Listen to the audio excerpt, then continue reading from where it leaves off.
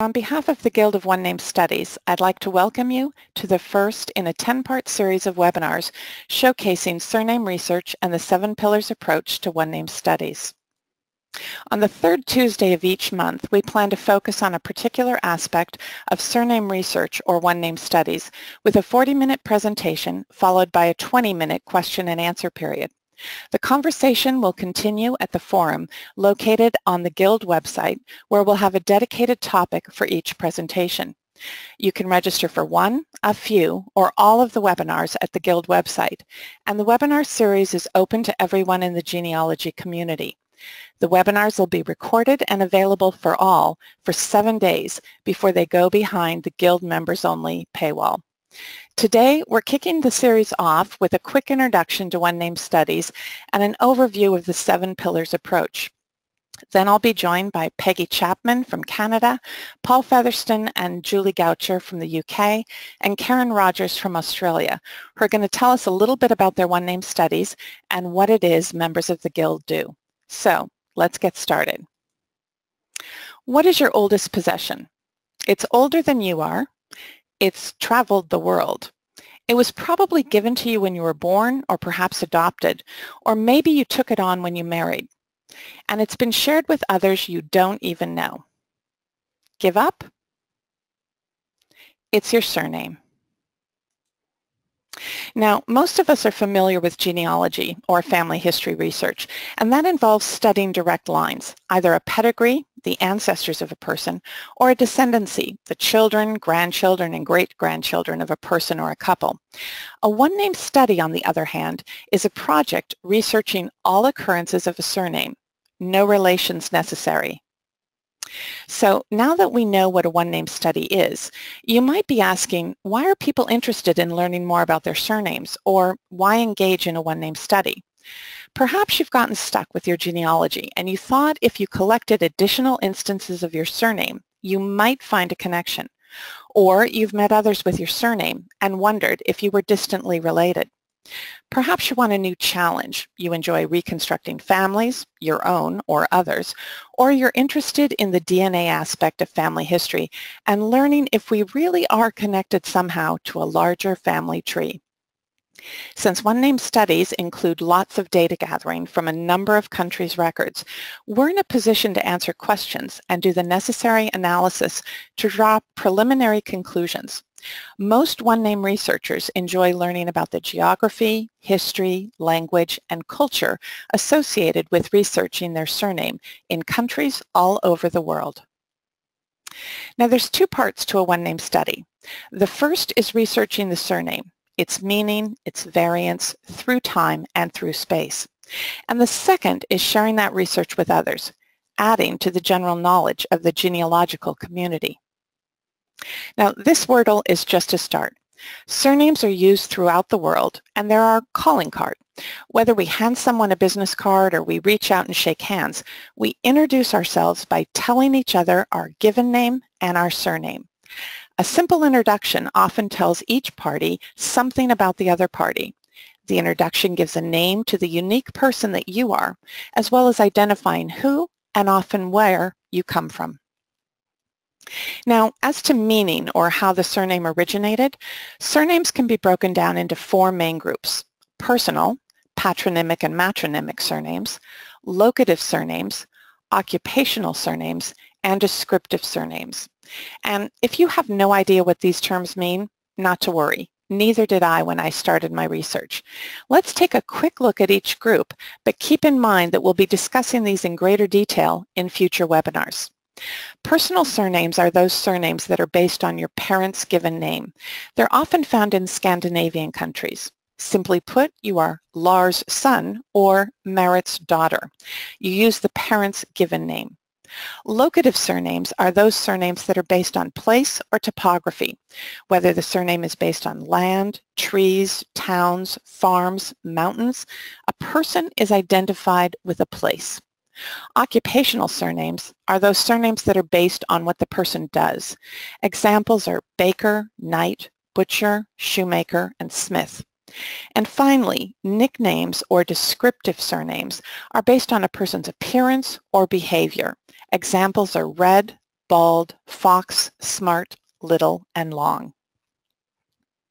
Now, the primary surname in a one-name study is the surname with the spelling that you've decided to study. A variant surname usually results from a decision to modify the spelling based on migration or language. Oftentimes, a variant results from a spelling change that's made on purpose and over time. A deviant surname, on the other hand, usually is the result of a temporary version of a surname arising from an error. Perhaps it was misheard based on an accent or misspelled based on a person's language skill or their handwriting. Now, we study a surname through time because the times, otherwise known as history, has affected all those who've shared our surname. We conduct a one-name study to learn when and where our surname first appeared and to determine whether our surname has increased or decreased over time and how events on the local, national, and world stage may have affected it. We study a surname through space. For most of us, our surname has not stood still. Wherever it started out, it's migrated to other parts of the world. We conduct a one-name study to learn where our surname started out, to map where our surname has traveled, and to find out where our surname is currently residing. Now, if you're thinking of starting a one-name study, one of your first steps should be to check to see if the surname is already being studied. You can do a search for your surname to check if there's a dedicated blog or website for it, and you can also check to see if the surname is a registered one-name study or a surname of interest with the Guild of One-Name Studies. Simply go to one-name.org and do a surname search. If the surname is registered and there's a profile, you'll be able to find out the status of the one-name study and who to contact for more information. If the surname is not registered, it might be listed as a surname of interest.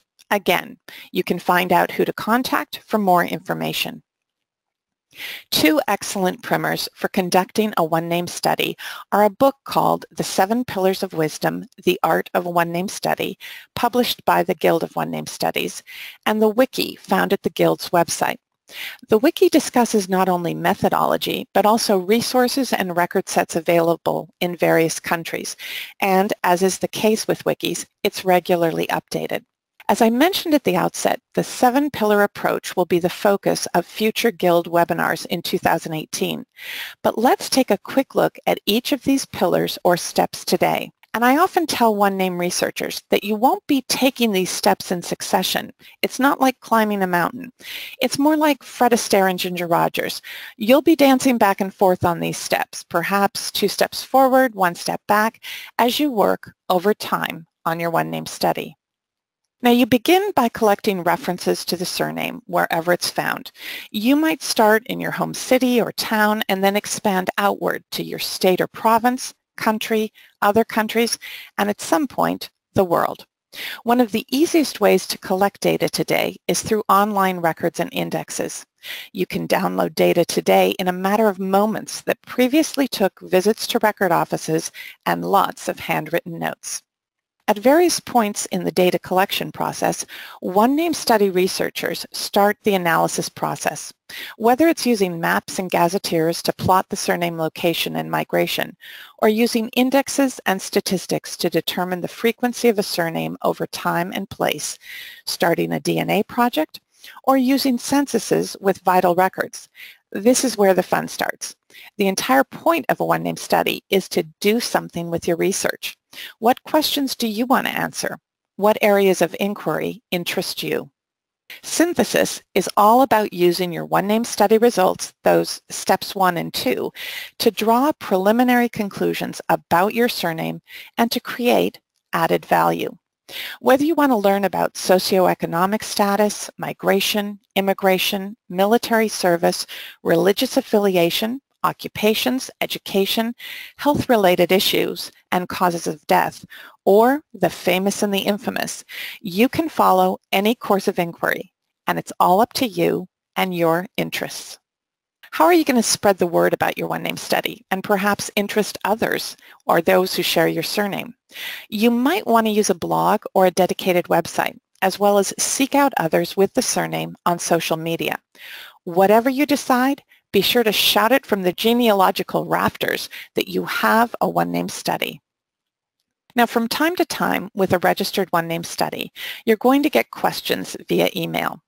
Most often, someone wants to know if you have their people in your study, if you have any records or data that relates to people in a specific country, or if you'd like to add their information to your study. Not only is it polite to respond to inquiries, it's one of only 2 requirements if you register your one-name study with the Guild. Now, if you're doing all this work, you will certainly want to share the results with other researchers and the public. Whatever format you choose, whether it's an article, book, website, or data compilations, send your study results out into the world. And don't wait until you're finished, because you'll probably never be finished. If you work in stages or by regions or countries, take the time to publish your findings, your stories, images, and how you went about your study. Others will learn from your experiences, and we all benefit for sharing our methodology and results. Let's take a quick look at 4 examples: 2 dedicated websites, a blog, and a Guild-supported website using TNG. Now, this is a great way to draw attention to your one-name study. Include the famous on your home page. Bob Cumberbatch has an interesting and easy-to-navigate website for his one-name study, and although his surname originated in the UK, he's expanded his research to include records from France, Barbados, and parts of the United States. And if you have a DNA project for your one-name study, do what Bob does, put it front and center to encourage others to join in. Now, the Fitzhenry blog did an excellent project of mapping the Fitzhenrys in the 1901 and 1911 Irish census, and Jo Fitzhenry explains in detail how she went about using Google Earth and the census data to come up with her maps. This is a project that anyone working on a one-name study could do. The Howes Family Study has over 125,000 named individuals in reconstructed family groups, and Paul Howes uses TNG, that's the next generation, with his one-name study. Paul and his co-researchers encourage those who share the Howes surname to be involved, and there are over 1,200 registered members at his website. Whether it's articles, a DNA study, histories, photographs, records, or family reconstructions, this website is a wonderful resource for all things Howes. And Orlando is a Sicilian and Italian surname, and it's expanded from a blog to a TNG website that's hosted through the Guild.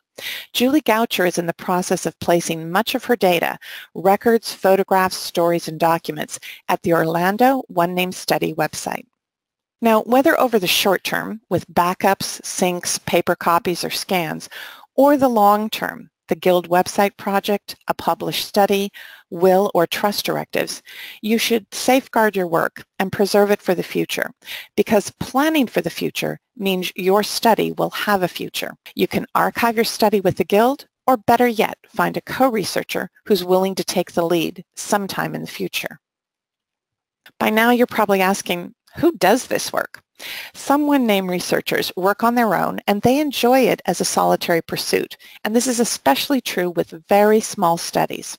Others might enlist a small group of co-researchers, and they pool their research. And others may have started out on their own, but at some point they decided to start or join a one-name society, specifically for their surname, with co-researchers and members all over the world. Many of these groups have society newsletters, blogs, websites, and they hold annual meetings or family reunions. And that's a great excuse for national and international travel. So whether you work alone, in a small group, or with a large society, you can also join the Guild of One-Name Studies. Because it's not all about the process and your research. It's about helpfulness, collaboration, friendship, taking your research to the next level, and simply having fun. Now, the Guild of One-Name Studies started in 1979. It's a registered charity in England and Wales. It has almost 2,900 members in 26 countries. There's almost 2,500 study surnames with over 6,000 surname variants. 450 members are located in North America, and over 250 members are located in Australia and New Zealand. Anyone can join the Guild. Annual dues are £18. That's about 24 US dollars. You don't have to register a study, and in fact, about 25% of our membership don't have a registered study. But if you do register a study, there's only two requirements. First, that you respond to every inquiry, which really isn't that onerous. I get about 10 to 12 inquiries each year. Second, that you agree to conduct a worldwide study. However, the pace of your study is up to you. I started my study in Plate Cove East, Newfoundland, and I've progressed to the rest of Newfoundland and parts of Canada. Although I've collected data from Ireland and parts of the United States, like many other one-name researchers, I consider my study a marathon, not a dash. While there are best practices for a study, and that was the reason I joined the Guild in the first place, to learn the methodology and to learn how to be accurate, efficient, and be complete with my work. The Guild is not prescriptive in how you conduct your study. We have members in over 26 countries, and as you can see, we have one-name studies with surnames from all over the world. In addition to surnames originating in the UK and Ireland, we have studies with surnames originating in France, Germany, Greece, Hungary, Italy, Kuwait, Poland, Spain, and Switzerland, just to name a few. Now, this is a partial list of the benefits, services, and resources that are provided by over 100 Guild volunteers who give their time and talents to further the Guild's mission. And you might want to consider joining us on social media, Twitter, Facebook, Google+, and LinkedIn, because you'll find the Guild is where you are.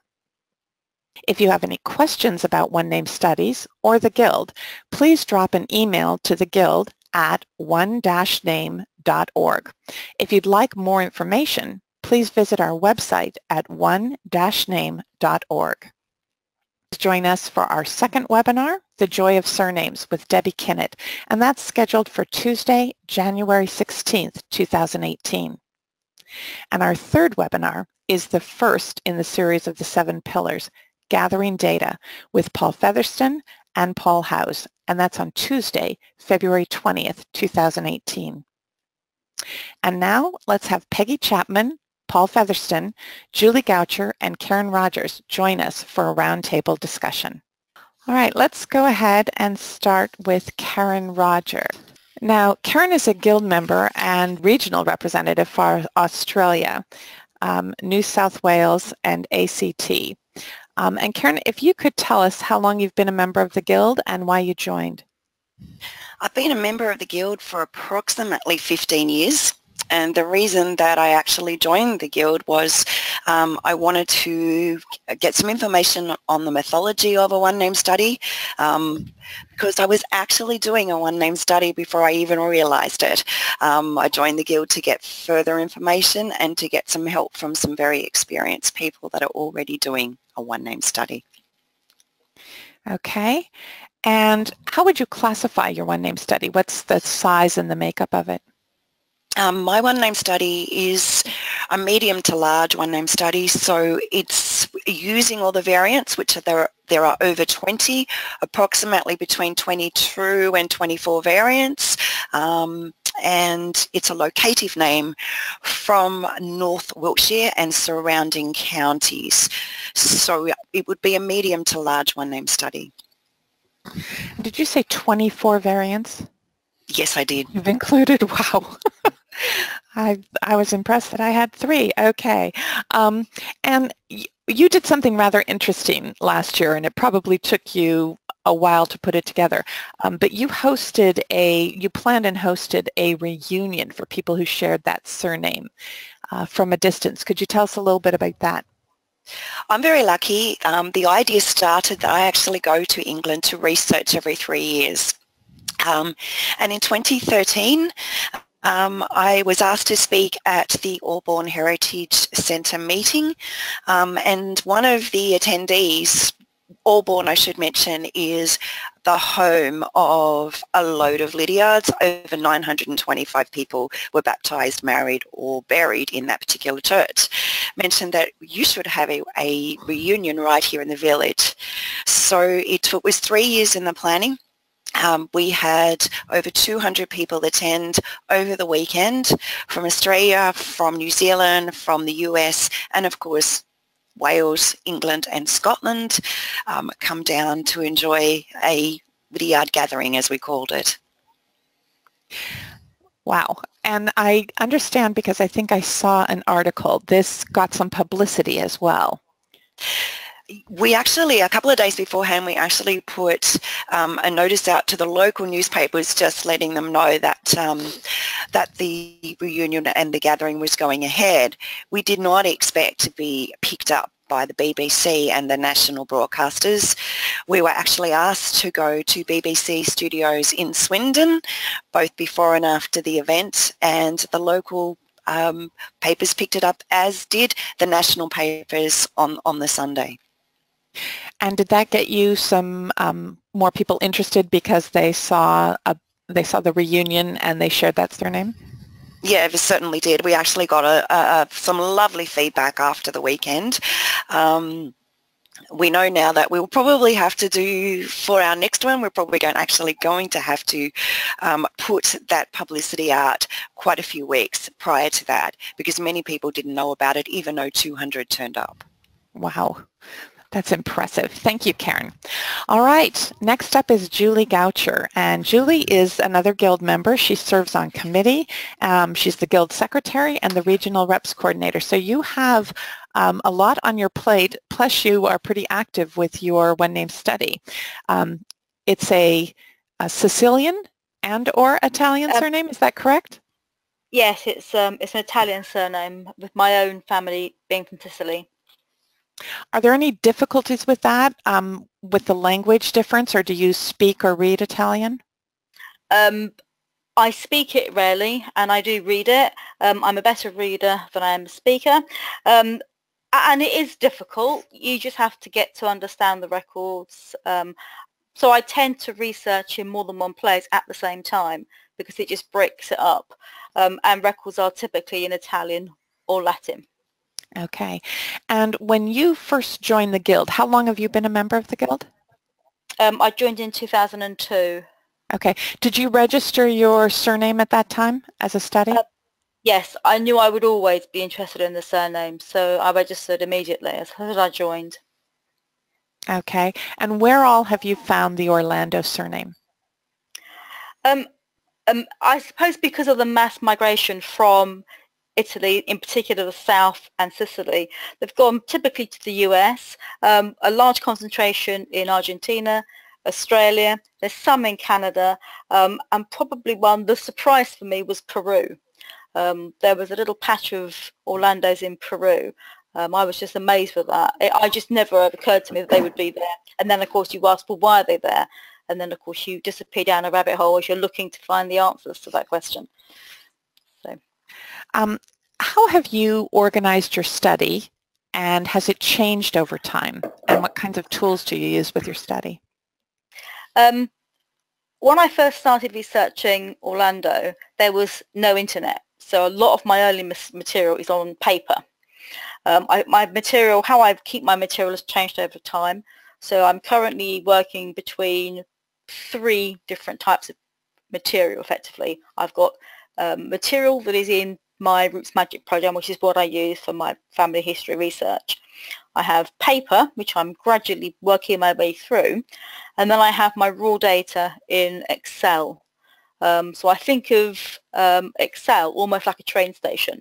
My material is there and it's on its journey to somewhere else. And I tend to reconstruct, even with a large study, I do reconstruct families. And as they're reconstructed, they go into Roots Magic, and then I upload it to TNG. And I enjoy that. It's kind of it's long-winded, it takes time, but I'm okay with that. Okay, great. Thank you. All right, let's move on to Paul Featherstone. Now, you're a Guild member, you serve on committee, and you are also a coordinator for the Guild website project, which I think is going to be is it its 3rd year starting next year? Yeah. Yes, okay. And you've been a member of the Guild since 1996, right? Correct. So that's quite a long time. What are the most important changes or the most significant changes that you've seen in the Guild since you've been a member? I think it's just the electronic presence we've got now, and the way people collect records is so different from when I started that there's no comparison. It took me 10 years to get all my GRO records. Now you can do it in probably 2 days and collect them all, and get them in a database. That's the important difference I think I've seen. So new members now starting have a big advantage on when I started, I think. As far as collecting the data, that first step that you need to do. Yeah. So they're going to be able to spend more of their time analyzing the data or publishing it or doing something else with it than just gathering it. Yeah, that's right. That's great. What types of publishing have you used for your one name study over the years? Well, about 22 years ago now. God, it seems a long time ago. I started a one name, well, it's not really a one name society because it's not formally recognized as a one name study, a one name society, but I gathered probably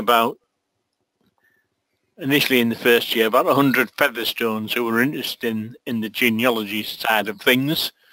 And I started with a newsletter, which is now, I think, in its 77th edition. That brought more people in. But I think the best way to do it is with the website, because the website just generates traffic. Unbelievable sometimes, some of the things I see, and people send me stuff, and so that's the best way, I think, to publish as your study. Just get it out on the net. Okay, and it's a work in progress all the time. You don't have to wait until you're finished with something. You can put stuff out. I mean, I did it within the first 2 years of registering a study. Okay, great. What's the size of your study, and do you work with anyone else on it? I've got a full-time guild member, also called Paul Featherstone, believe it or not, who works with me and covers sort of this. He started in Kent when he first joined me. I think he was member 200, and he said, "I'll collect all the ones in Kent," and there's quite a lot of Featherstones in Kent. He's sort of suddenly grown now. He moved into Sussex and Surrey, and so now he does half of England. And so he passes what he finds to me. I try to keep up with him, but he also runs his own database. So because I can't keep up with him, on our TNG website, you'll find Southern England as well as the Featherstone main database. So I try to keep up with him. I know I can't at the moment, but that's the plan and the route we use, and we use ID numbers so we can coordinate between what I've got and what he's got. That's how it works. And what do you consider your biggest challenge with your one name study? Over on Christmas morning, I added my 925th William Featherstone, and I think I've added another one since. So it's finding which William or which John, which I've got about 1,600 of, is which John is which. And that is especially when you go past 1837, it's a lot of guesswork, really. You're looking for proof that the right John, you pick the right John with the right family. But even today, I mean, I've been doing, I had 2 Williams, and when I looked at the new GRO indexes, I found that they were both born in the same quarter, and I found I had the wrong William with the wrong family. It's now sorted. So always a little bit of cleanup.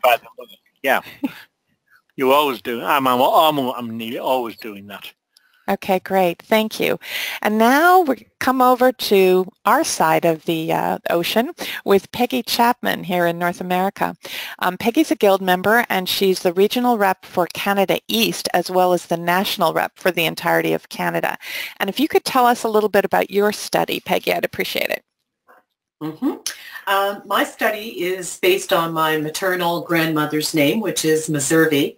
And as doing just your regular family history research, I became more interested in that name and eventually found out that my origins in Nova Scotia came from family in Newfoundland who came from a family in Jersey in the Channel Islands, and actually founded the community in Newfoundland called Sandy Point was my ancestor.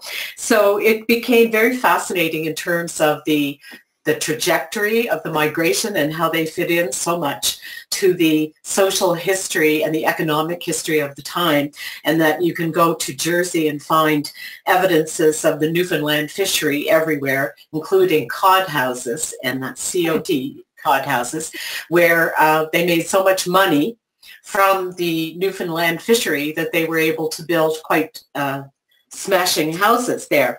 So it just had so many different aspects to it. It was also smallish. I felt that it was manageable for me as a newbie. I've only been a member for 3 years. So basically, I do have some variants, only 3 at this time. So I'm absolutely nowhere near Karen's record. All right. Now you said it was smallish, so you felt pretty comfortable with it. What's the size so far?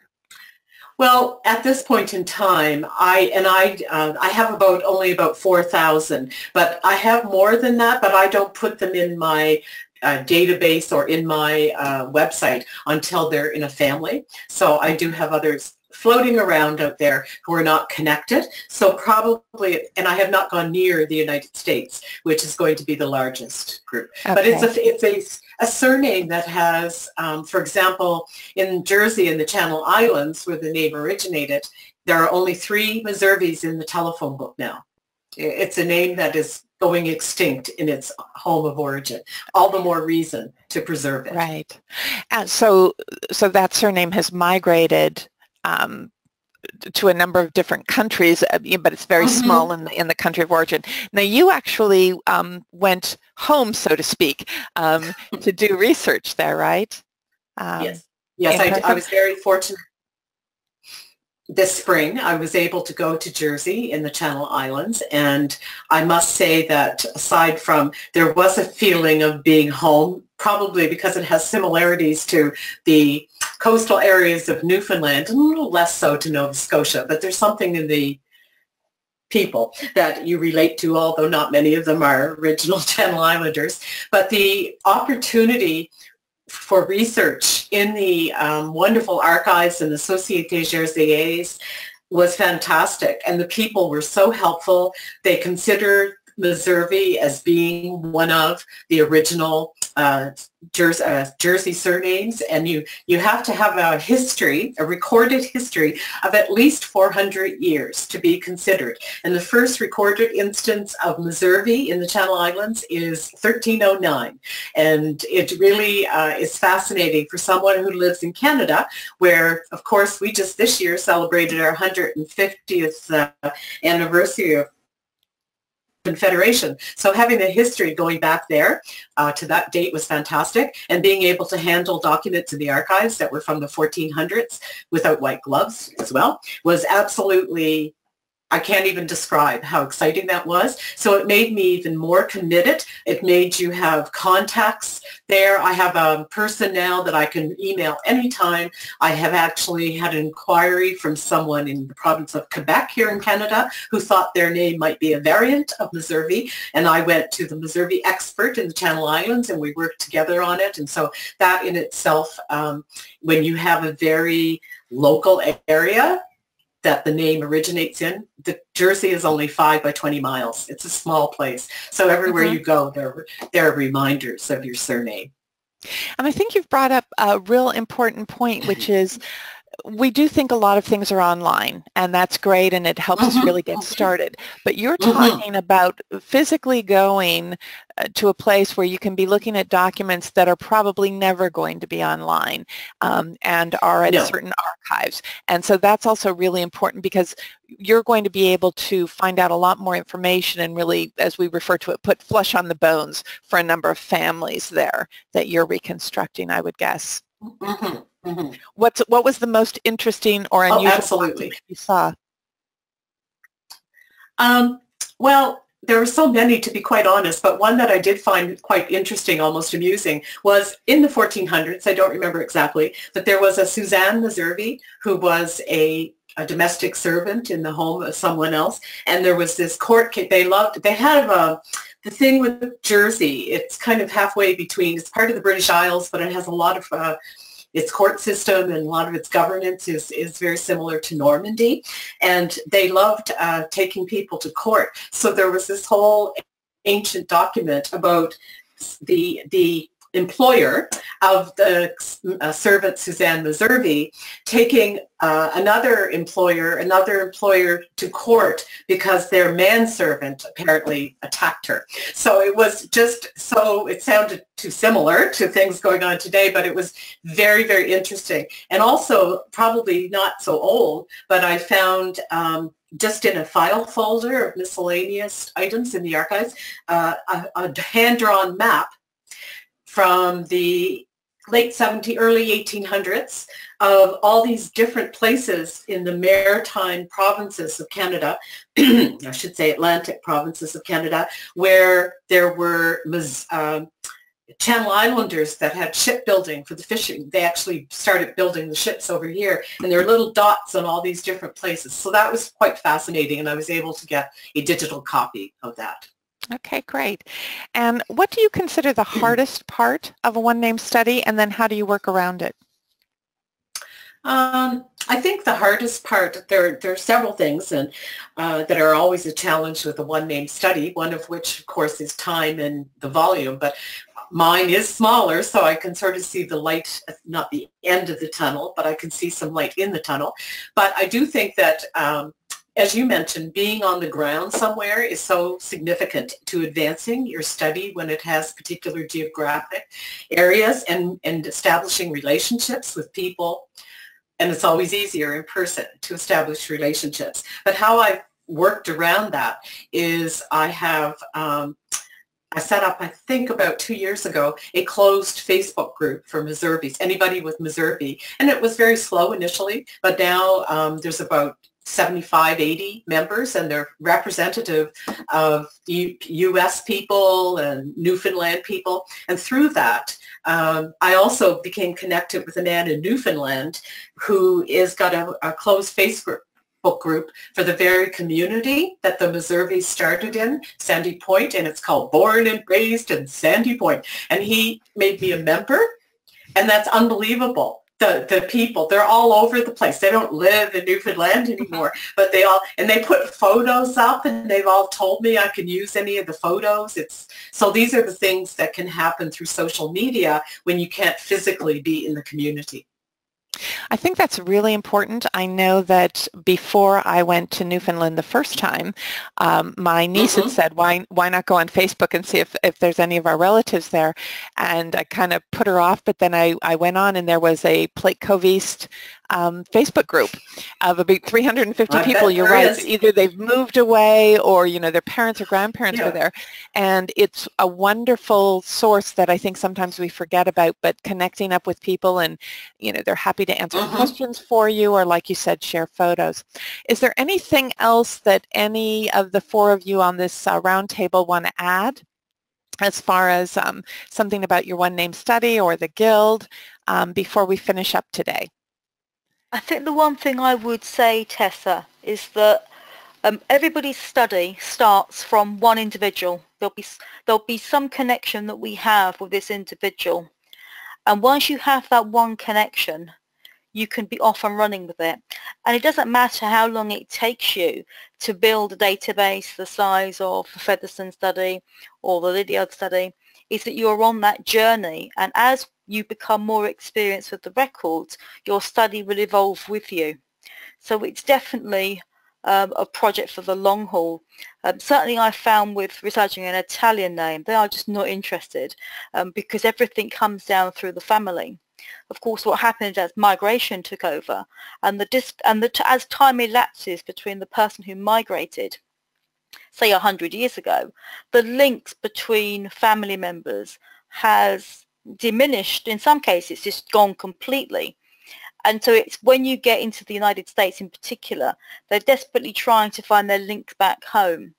And I think what it's really important is that if you advertise your study, whether you use Facebook, write an article, or a combination of both of those things, is that you need to be out there working your study, and people will come to you. And you might not have all the answers, but once you've had that connection with somebody, you enter into a dialogue.